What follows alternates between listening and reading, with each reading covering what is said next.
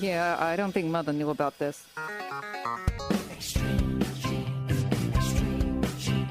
Uncle Marvin was strangled by his own beard.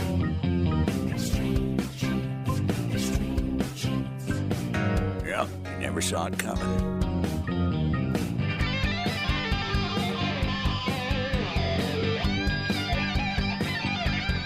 And welcome to America's Family History Show, Extreme Genes and ExtremeGenes.com. It is Fisher here, your radio root sleuth, on the program where we shake your family tree and watch the nuts fall out. Well, it's great to have you, Genies. We've got some great guests lined up for today. We've got a woman from Utah who's another ordinary person with an extraordinary find.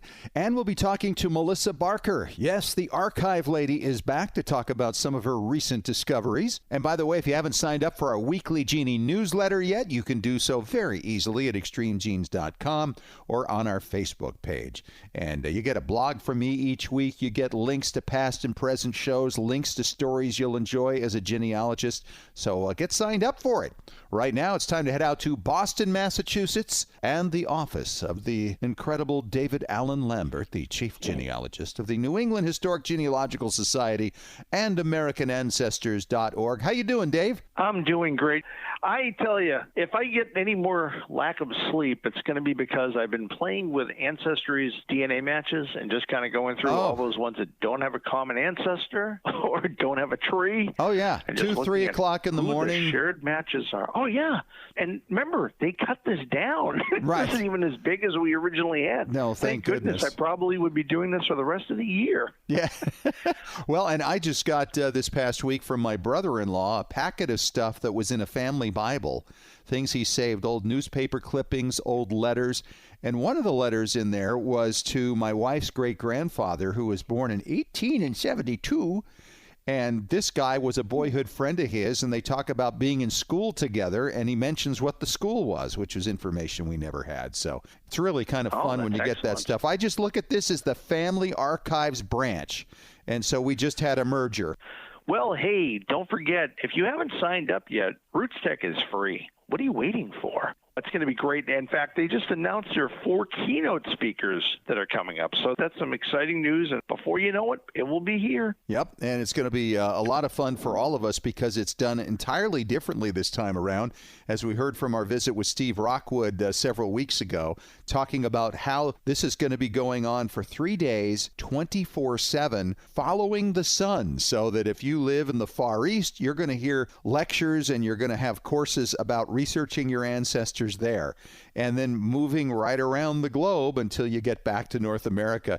It's going to be a fascinating conference done virtually, and in some ways it might be better than anything ever done before. Well, I'm looking forward to it. I've got one scratched into the schedule there for everyone to take part in. It's on cemeteries. Nice. Well, this one really touched my heart. This is a story about a gentleman that was born 25 years after the Allies defeated Hitler in Germany in World War II. Thomas Edelman had always heard a story that his family business had been previously owned by a Jewish family that were forced to sell to his paternal grandfather, Wilhelm Edelman. So Thomas started to do some research, and with the help of MyHeritage.com, got in touch with the granddaughter, 83-year-old Hannah Einreich, who lives in Israel. Who knew the story? Isn't that something? And she even had a journal that her grandfather had written that talked about this Nazi who basically bought the store for a song. In it, it said that this man was a very nice man despite the fact he was a Nazi. Well, the grandson isn't so convinced that that's true, but nonetheless, he just felt that it was important for his son, especially who's a teenage boy right now, to understand the impact choices can make on families for generations by decisions they make. That's very, very true. In fact, her grandfather had fought in World War I for the Germans, as many Jewish World War I veterans would later find out their service didn't mean anything. Yeah. When World War II came around. Incredible. Well, I always love technology. May it be DNA or some new analysis by dendrochronology, the DNA of wood. But what I really love is when you find stuff like this. Ground-penetrating radar up in Norway has determined one of the high-status Viking burials that had never been known before.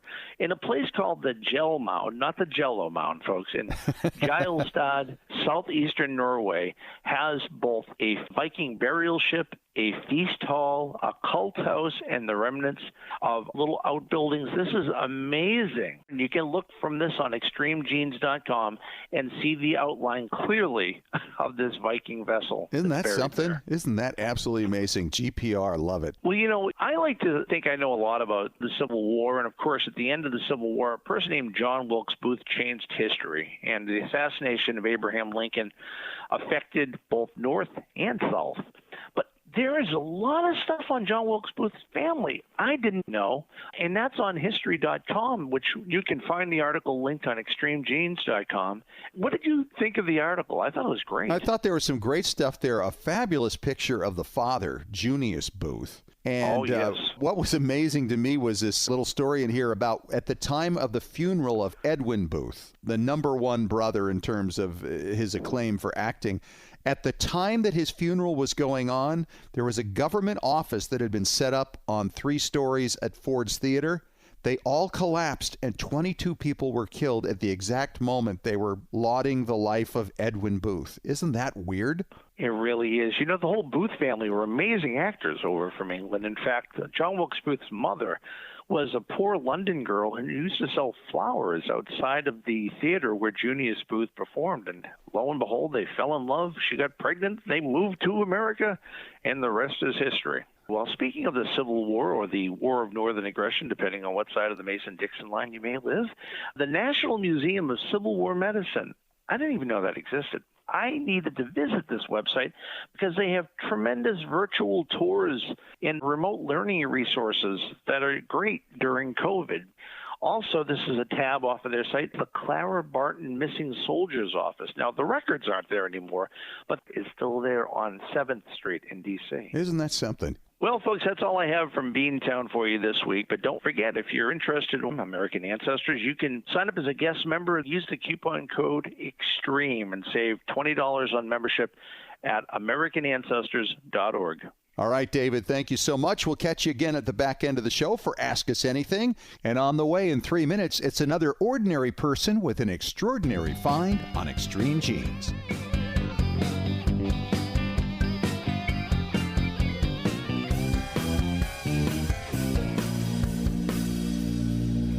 Whether you're new to family history, a seasoned pro, or you've simply missed the event in years past, now's your chance to connect at RootsTechConnect, the world's largest family history conference. For the first time ever, this event is 100% virtual and 100% free. That's right, virtual and free. Now you can discover your heritage from wherever you are. Imagine 3 full days of discovery, dozens of classes to choose from, taught by presenters from around the world, all from the comfort of your couch. Oh, and don't forget the exciting celebrations of music, food, dance, and traditions from around the globe. Enjoy inspiring keynote addresses and learn from top-notch speakers, and see yourself in the story of the human family. Discover your story. Discover RootsTechConnect. Live online February 25th through 27th, 2021. Register for free at rootstech.org. That's RootsTechConnect, free at rootstech.org. At Legacy Tree Genealogists, we provide families like yours with the stories of your ancestors, a legacy that will be cherished for generations to come. Legacy Tree Genealogists provides genealogy research for clients worldwide, helping them discover their roots and personal history through records, narratives, and DNA analysis. And when your research requires access to on-site archives in the countries your ancestors lived, Legacy Tree Genealogists has researchers in more than 100 countries around the globe who know the local language and how to get their hands on the records you need. Legacy Tree Genealogists is the recommended research firm of genealogy industry leaders worldwide, including MyHeritage, 23andMe, and more. Check out what our clients have to say. Absolutely the best. They communicated through the entire process, and my report arrived on time. The story of my family with supporting documents was very fulfilling. Tom G. Google review. Don't wait any longer. Request your free quote today at legacytree.com. Legacy Tree Genealogists. We do the research. You enjoy the discoveries. Well, genies, what a time we're all going through right now. And with all this time on our hands, you probably agree the best lemonade we can make out of this is to sharpen our genie axes and learn how to extend our family trees, gather more photos and documents, and discover those remarkable family stories our descendants can benefit from for generations. Well, I have more time now, too, and I want to help you learn what you need to know. That's why I've created a new Facebook group, Genealogy and Family History Breakthrough Strategies. I'm so pleased that so many of you have already signed up and are helping us to create a supportive community of family history researchers. On this page, we can brainstorm and share ideas on how to tear down those brick walls that we all have. So feel free to join us. The Facebook page again is Genealogy and Family History Breakthrough Strategies. Feel at home with others who live in our genie world and want to make the most of this unique time. Genealogy and Family History Breakthrough Strategies. Join us.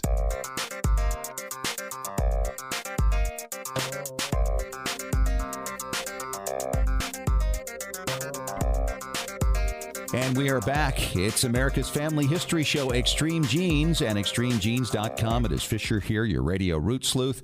And I'm excited to be talking to Lisa Murphy. And this kind of fits into the theme that we sometimes do on the show called Ordinary People with Extraordinary Finds. And Lisa, your find absolutely qualifies as you track down the ancestry of your grandfather who kept his mouth shut his whole life. Did you know him? I knew him as a young child. I think I was about 10 when he died. So I do have some memories, but not a lot. What do you know about him? What did he tell you about himself?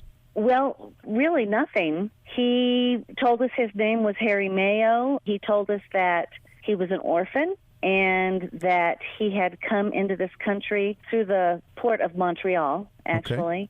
Okay. He said that he was on his own from the time he was 13 years old, and he remembers as a young orphan in the streets of Montreal stealing milk and bread off of people's front porches before they woke up in the morning to get their daily delivery so that he could eat. Oh. Grandmother was also an orphan, so my dad grew up with no aunts, uncles, cousins, or grandparents. Wow. Did he say where he was from originally?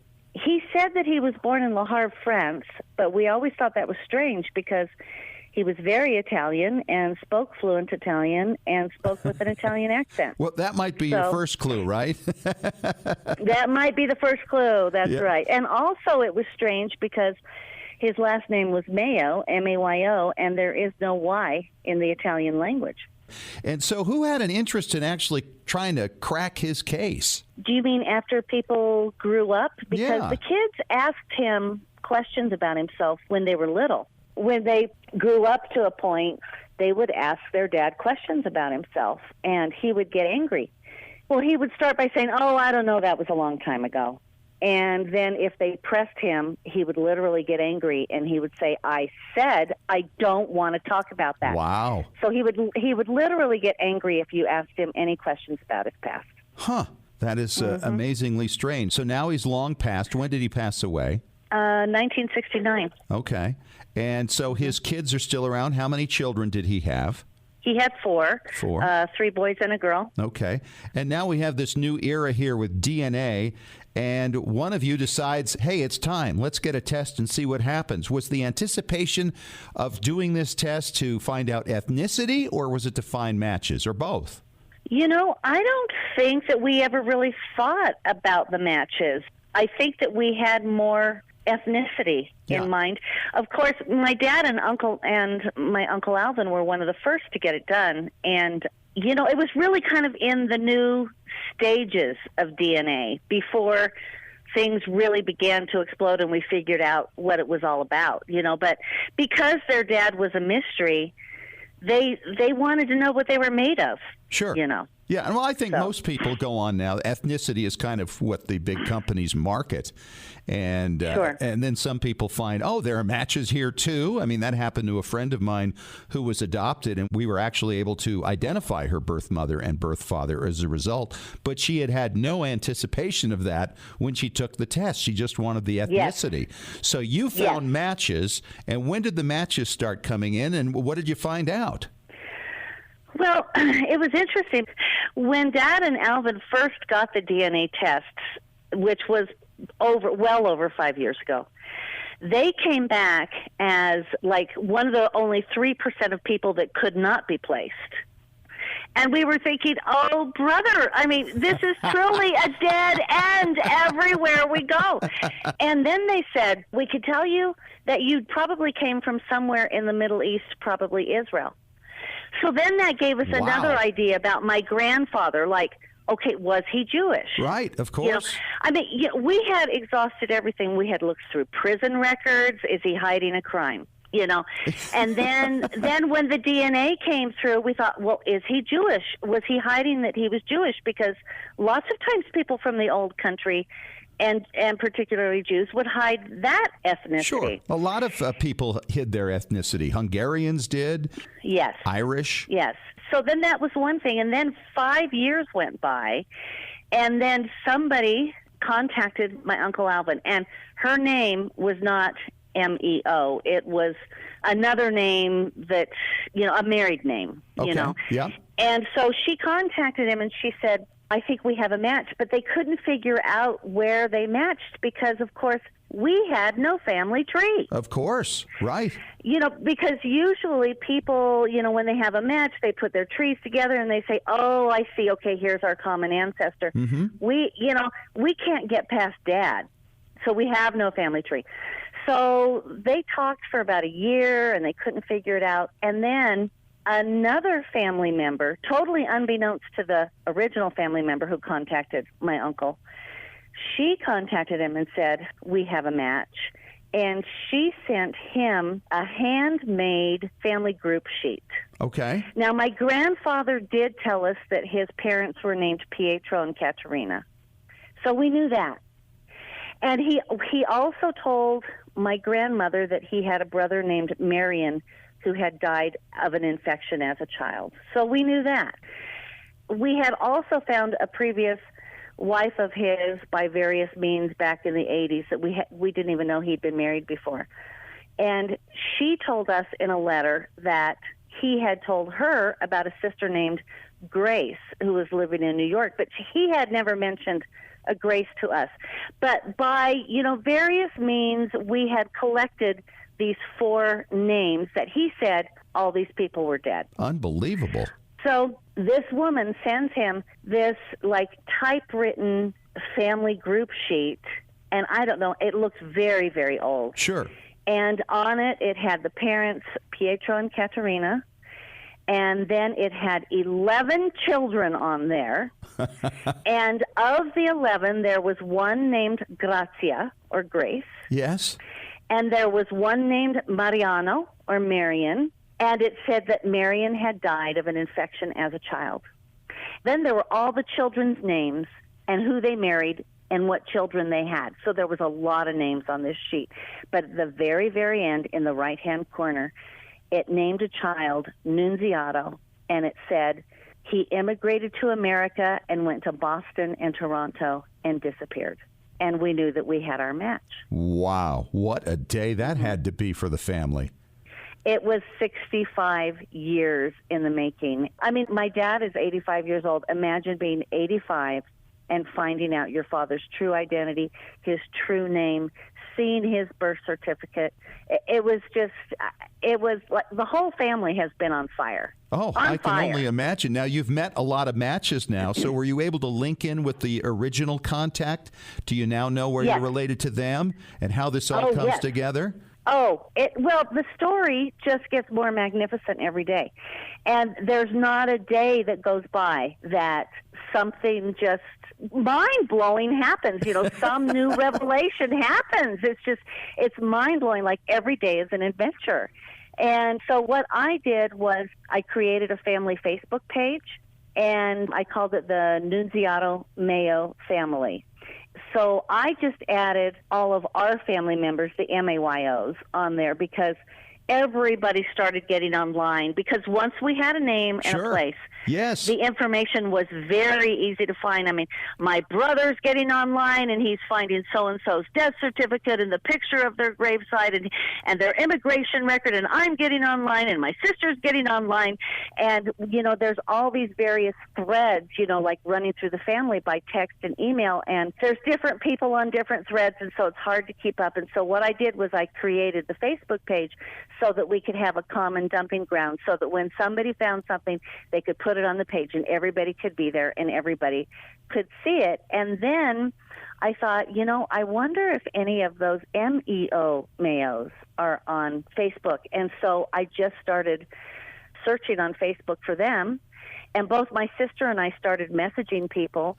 And at first they were a little bit tentative, because like they have this big Italian family, and they're like, well, who are you? Yeah. You know, like, where do you fit in? Well, that's often the way, like, isn't it? Wait a minute. Yeah. And also, you know, they're Italian Sicilians. And I think that some of the older generation was like, wait a minute. Let's check these people out first. Just a little bit suspicious there, right? There were a couple of them that were like, one said, well, you know, my dad needs to check you out, you know. Of course, he was our cousin Vinny, literally. Cousin Vinny, let me tell you. Yeah, okay. That's right. There were 11 kids in this family. Your grandfather was one of them. How many of the different branches now? The other 10, well, I guess it would be 9 because the one died young. How many of those other branches are you in touch with now? We're in touch with 5. Wow. 5 of the other 9. 4 in America and 1 that is still in Italy. That's incredible. Are you going to go over to Italy? Are you going to see the home country? Are you going to see the home city? Oh, my gosh, we have to. Of course, we've Google Earthed it already. Sure. Yeah. Yeah. Taking a little tour. Yeah. Okay. Have you planned a reunion with any of these people yet? I want to. I'm in the process of planning one for next summer. And, I've got big plans. I've got such big plans. Well, listen to you. That's so exciting. She's Lisa Murphy. She's from Orem, Utah, and her family has had a huge breakthrough thanks to DNA, and just not only huge in terms of exciting, huge in terms of numbers. That's fantastic. So congratulations. She's an ordinary person with an extraordinary find. You can do the same thing. Lisa, thank you so much for your time. Oh, it was such a pleasure. I never get tired of talking about this. I bet you don't. And who does? And coming up next, in 5 minutes, we're going to talk to Melissa Barker. She is the archive lady in Houston, Tennessee. What has she found? You'll find out coming up on Extreme Genes.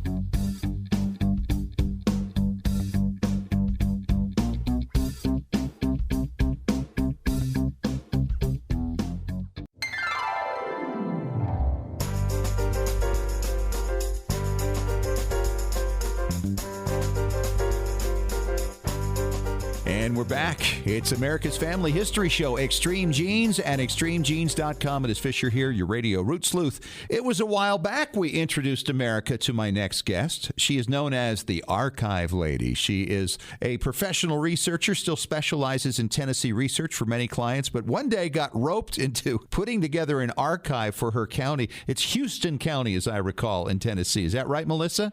It sure is. Houston County, Tennessee. Yep, she's Melissa Barker. Nice to have you back. I love having the Southern Belles back on the show.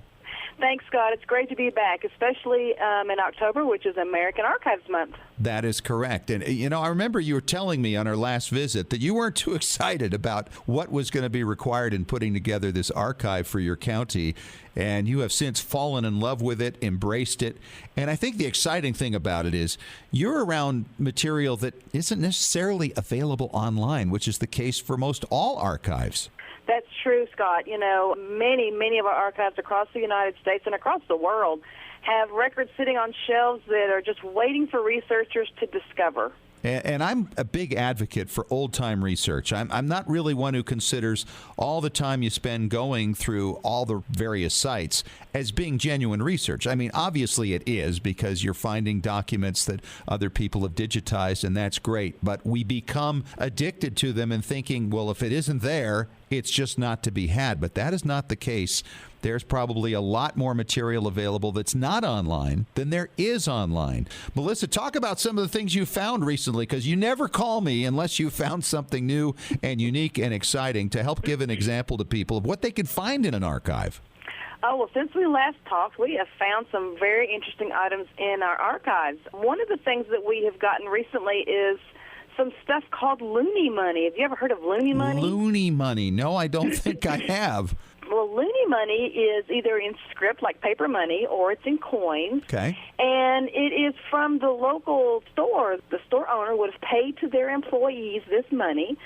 But the catch was that you could only spend the money in the store. In the company store. So this was a nice way around paying them. And, of course, they were making profit on it as well. So mark the prices up in the company store, right?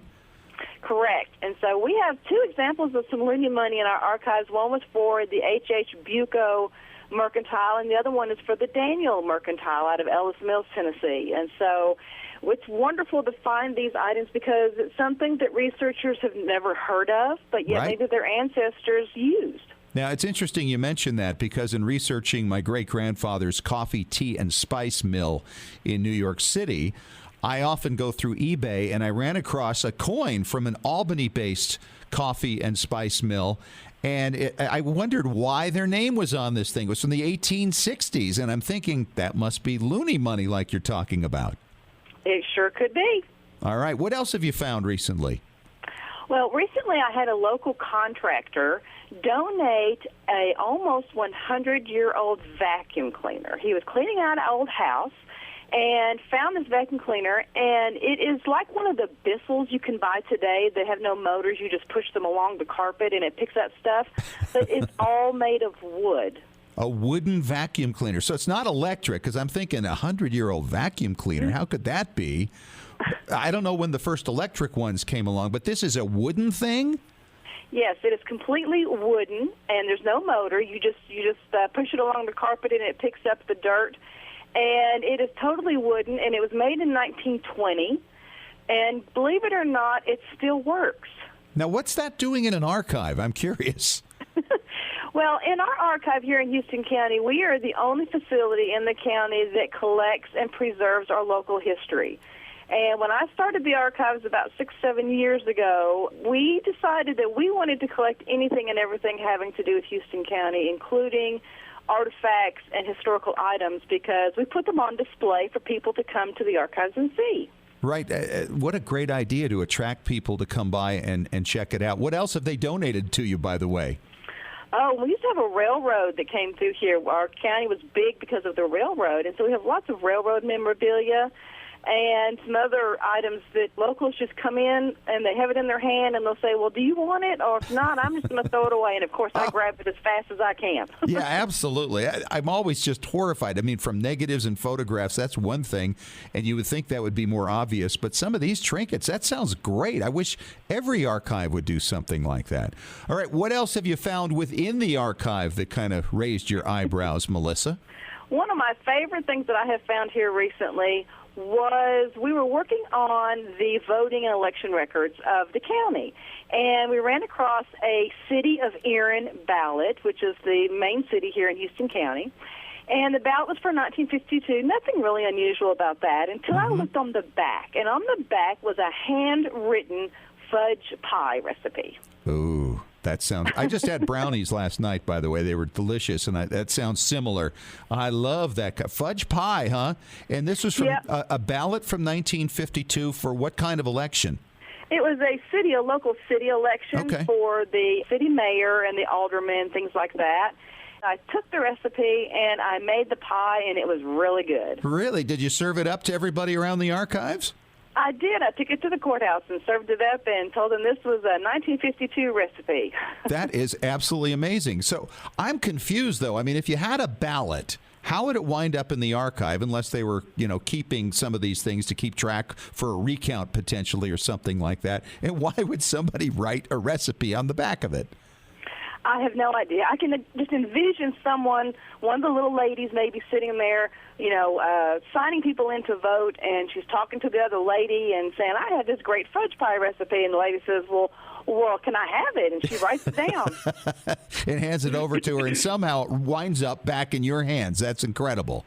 Yep, it's one of the finds that I just love because it shows that people were people just like we are today. Yeah, absolutely true. Well, what a great concept, though, to gather things from around the area, bring them into the archives, and then lure people in to do some research there and see what they can find like you have. What else have you uncovered lately for us?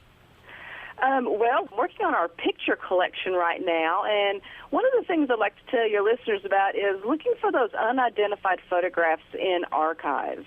Many of our archives have them, and if you know what your ancestors look like, you might find some more photographs of them in those unidentified photographs.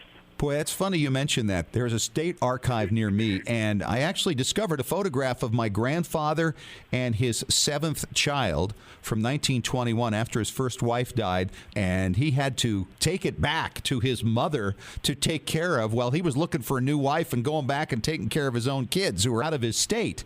So, yes, there was that picture there, and that was a complete shock to me. I would imagine that's fairly common for archives all over the country, if you know where to look. Exactly. You know, most of our archives have photograph collections, but they don't necessarily advertise that they have parts of their collections that are unidentified. And so when you're researching an archives, make sure and ask about those unidentified photographs. You might be able to identify some for them. I would assume that you would look under things like police photographs, fireman photographs, if they belong to different groups. Absolutely. A lot of times they are archived that way, according to group or according to surname. And so always talk to your archivist wherever you're researching and pick their brains about what they have in their collections.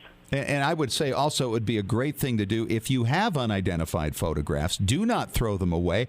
Take them to your local archives, and maybe someday somebody's going to come across it and say, oh, I know who that is. Scan it and put it online for everybody's benefit.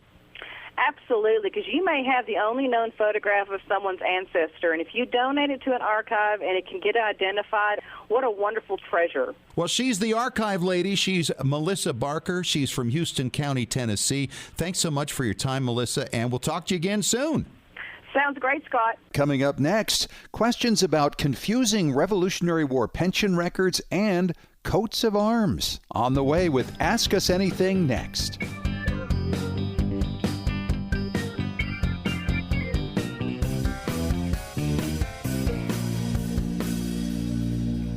At Legacy Tree Genealogists, we provide families like yours with the stories of your ancestors, a legacy that will be cherished for generations to come. Legacy Tree Genealogists provides genealogy research for clients worldwide, helping them discover their roots and personal history through records, narratives, and DNA analysis. And when your research requires access to on-site archives in the countries your ancestors lived, Legacy Tree Genealogists has researchers in more than 100 countries around the globe who know the local language and how to get their hands on the records you need. Legacy Tree Genealogists is the recommended research firm of genealogy industry leaders worldwide, including MyHeritage, 23andMe, and more. Check out what our clients have to say. Absolutely the best. They communicated through the entire process, and my report arrived on time. The story of my family with supporting documents was very fulfilling. Tom G. Google review. Don't wait any longer. Request your free quote today at legacytree.com. Legacy Tree Genealogists. We do the research. You enjoy the discoveries. You know, whether you're new to family history, a seasoned pro, or you've simply missed the event in years past,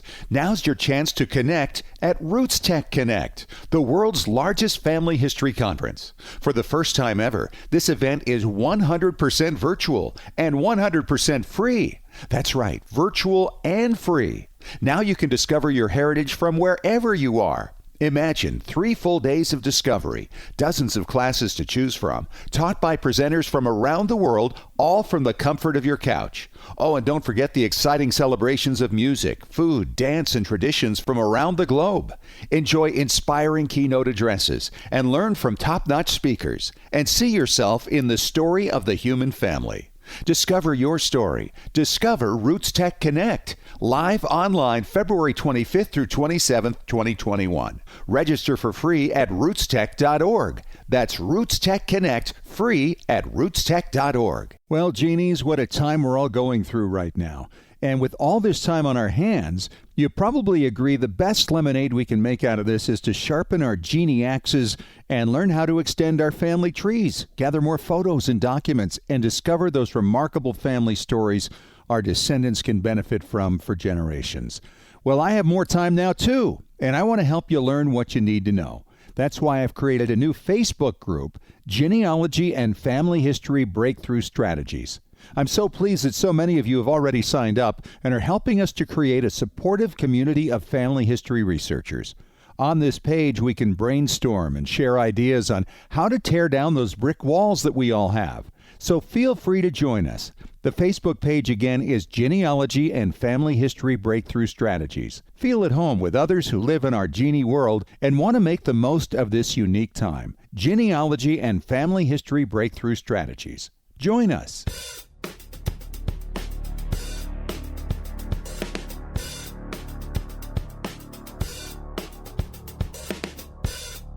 All right, Mr. Lambert is back, and it is time for Ask Us Anything on Extreme Genes, America's Family History Show, and extremegenes.com. David, we got an email here from Terry Whitehall in Lansing, Michigan, and Terry writes, Fisher, I heard you mention your recent research on Revolutionary War pensions. I'm finding info in my ancestors file confusing and contradictory. Any ideas? Terry. That's a good question. I'm sure, David, I know you've done a lot of research on that, and I have been doing that recently, and I'm finding the same thing. There's a lot of contradiction that goes on, and it really takes a lot of work to sort it out to try to determine what companies your ancestor fought with and when. Exactly. You know, I was just the other day looking at a Civil War pension for a lady who had a pension because her husband had died during the war, and she has all their kids with the birth dates. Well, there are about 4 different forms where she gives different birth dates on her kids every time. Yeah. So, and that's the mother of the children. So let's flash backwards a bit. So it's the Revolutionary War. Pensions are generally not given out till 1818. The first ones. Yeah. Okay? Yeah. Yeah. So you figure the war has been over 30 years. The guy is maybe a young fellow, but maybe he's a little older. So, maybe his memory's not going so well. The thing that is the strength, Fish, are the affidavits in there. And a lot of people don't look at these. Well, that has nothing to do with my relative. You got to read every page. So let's use a scenario. You and I were in Lexington and Concord together. We look pretty good for our age, don't we? Yeah. I write that I was there when you got an injury on the battlefield, and I helped you to the field hospital down in Cambridge because of your injury, and I was there. I might remember something about a particular battle or event that maybe you weren't clear on. Now, This is the side step on this. A lot of people don't do this. If you have access to the Revolutionary War pensions, for instance, on Fold 3, you now can look up the pensions of other people. And I use this term called adopt the regiment. And what you want to do in this case is look up the pensions for all the people that had affidavits in your ancestors' file. The idea is if I scratch your back, you may scratch mine. So you may get a letter from your ancestor in somebody else's pension file speaking to an event that maybe your ancestor wasn't injured at, right, but the other person was. So their details and information may be helpful. So the next time you think you've run out of things to do on the Revolutionary War, think again.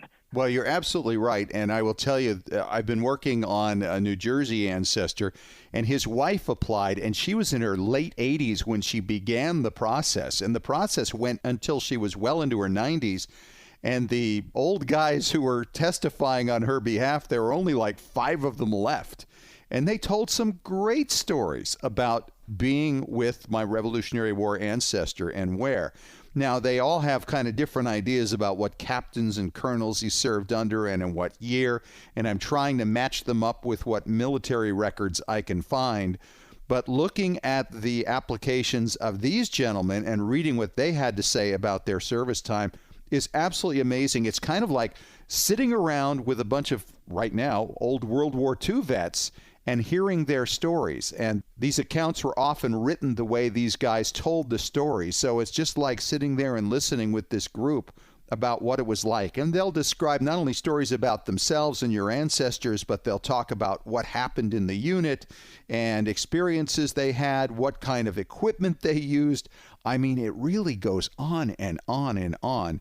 And I just can't recommend enough that you get into those files and you get yourself a subscription to Fold 3. I mean, you're not driving around very much these days, so take the money from your gas money and put it into that. It's fantastic. Definitely worthwhile. Thank you, Terry, for the question. Got another one coming up with Ask Us Anything on Extreme Genes, America's Family History Show.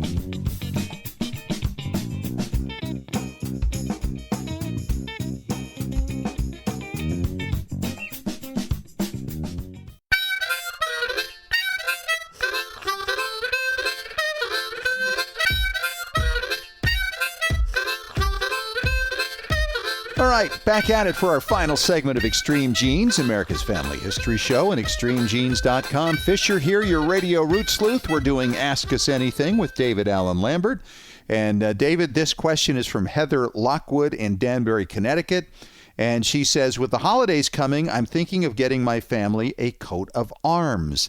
Who would you recommend I do this through? David, you take it. I'd recommend you don't. Right. So here's the rule of thumb. When I was a kid, Fish, I went to one of these malls, and they had like a little cart where you could go and get your coat of arms on a keychain, on a T-shirt, on some beautiful plaque made overseas, done in porcelain, whatever you wanted. So I walked up and I said, I'd like to see what coat of arms you have for the last name Lambert. Well, they had dozens of options for me. And it began with, well, let's see, where did your family come from? And at that point in time, I didn't know where they came from. I didn't know the Lamberts were from Ireland. So I said, well, they came from Canada. He goes, well, they must have been British. I'm like, okay, that makes sense. Sure, okay. And he goes, what are some of the first names in your family? So I started naming like my grandfather, my dad, and my uncle's names. Oh, well, here's a Thomas Lambert who had a coat of arms in the 13th century. That must be a family name that they handed down, what, for 700 years? So I'm like, yeah, I think I'll pass on that $59.95 coffee mug that you want to sell me, and thank you very much. I mean, the rule of thumb is, I'm not to say that there aren't families that do have a coat of arms, but can I explain the nutshell process on this? A coat of arms is not applicable to an entire family name. Right. So, Fish, when you graduated high school, your brother didn't get entitled to your high school diploma. So if you're being awarded a coat of arms, that is not applicable to your brother. It's not applicable to your dad. It's not applicable to your grandfather and all of his descendants that trickle down, and the person now in line in that mall store is descendant from. It doesn't work that way. So unless you are related, and it doesn't matter if the surname has changed, you might like a coat of arms for your 8th great grandfather's family because they had one, but it's not applicable just to the name itself. Mm-hmm. I mean, you might as well just go to a yard sale, go through a box of old photos, find one with the last name that matches yours, and say, oh, this must be my grandfather. Yeah, it's very similar, isn't it? That's true. Very good point. The other thing about this is if you want to create something like that, I mean, it's really a matter of artistic license. You can create things that have to do with your family's history, and there are instructions online for how to create things like that and how to have them made. But like you say, David, I mean, I don't think that there's really much to this, and it's pretty darn rare unless you descend directly from the person who received that. And it continues down that line, right? That's very true. So let the buyer beware. I tell you this much, I did stop one of my cousins from getting a Lambert coat of arms tattoo. They wanted to know which one was applicable to our family. I said, none of the above. I said, but you could pick one if you'd like, and most of your friends probably won't know the difference. Yeah. Well, that's very true. I don't really know what the significance of that is because it doesn't really have much to do with anybody living today. So fascinating question, and I hope we didn't burst any bubbles there, but that is a really challenging situation. I remember talking about this many years ago, but this keeps coming up, and I know there are a lot of places out there that offer this kind of service. So buyer beware. David, thank you for your time. Save your receipt and return that to the store if you've already purchased one, folks. There you go. All right, David. Talk to you next week. Thanks for joining us. All righty. All right, and that's our show for this week. Thank you for joining us, Genies. And if you missed any of the show or you want to catch it again, it's so easy to listen to us through our podcast platform. You can catch us on iTunes, iHeartRadio, ExtremeGenes.com, TuneIn Radio, Spotify. We are all over the place. So talk to you again next week. And remember, as far as everyone knows, we're a nice, normal family.